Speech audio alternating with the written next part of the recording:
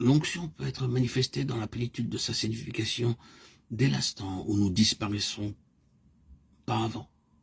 Et je ne veux pas dire simplement que c'est le pécheur en nous qui doit disparaître, mais l'homme, l'ouvrier de Dieu, le prédicateur peut-être, avec tout notre talent d'organisation, toute la considération dont nous sommes l'objet, toute cette ambiance si agréable à respirer quand on est une figure de premier plan.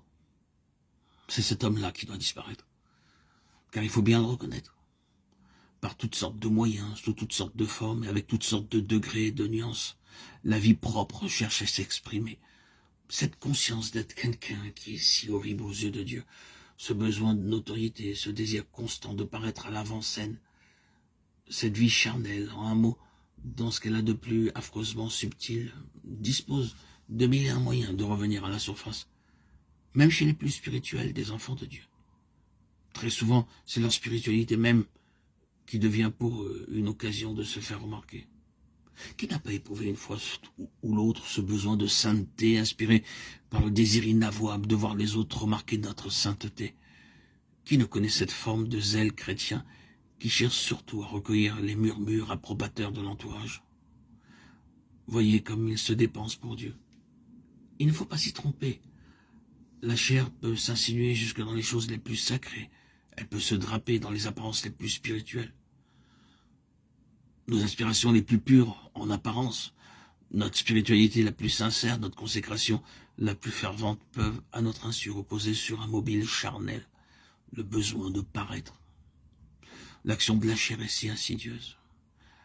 Ces ressources sont si subtiles que Dieu sait, seul sait quand elle a été vraiment dominée. Pour que l'onction puisse se manifester et nous faire entrer dans la plénitude de notre vocation, il faut que la chair ne soit plus un danger pour l'œuvre de Dieu. Quand et jusqu'à quel point il en est ainsi pour chacun de nous, Dieu seul peut le dire. Puis, plus d'un ici pourrait, auditeurs, auditrices, frères et sœurs en Christ, attester, comme nous, que malgré leur consécration sans réserve, malgré le profond sérieux de leur service pour le Seigneur, ils ont découvert un beau jour que l'idée qu'ils se faisaient de l'œuvre de Dieu était après tout leur idée à eux, et qu'en réalité la pensée du Seigneur était tout autre. Pendant longtemps, nous aussi, nous avons cru que nos idées personnelles représentaient la volonté du Seigneur quant à son œuvre, jusqu'au jour où nos yeux se sont ouverts à ce qu'il y avait précisément de personnel dans notre manière de voir. Nous étions absolument persuadés que nous étions dans la volonté de Dieu. Mais un beau jour, pour nous ouvrir les yeux, il dut nous faire passer par une de ces épreuves salutaires qui font apparaître au dehors ce qui est au dedans.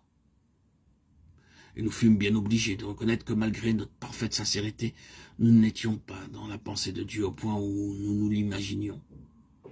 Par quel chemin, par quel creuset n'a-t-il pas dû nous faire passer pour obtenir de nous enfin ce cri d'abandon?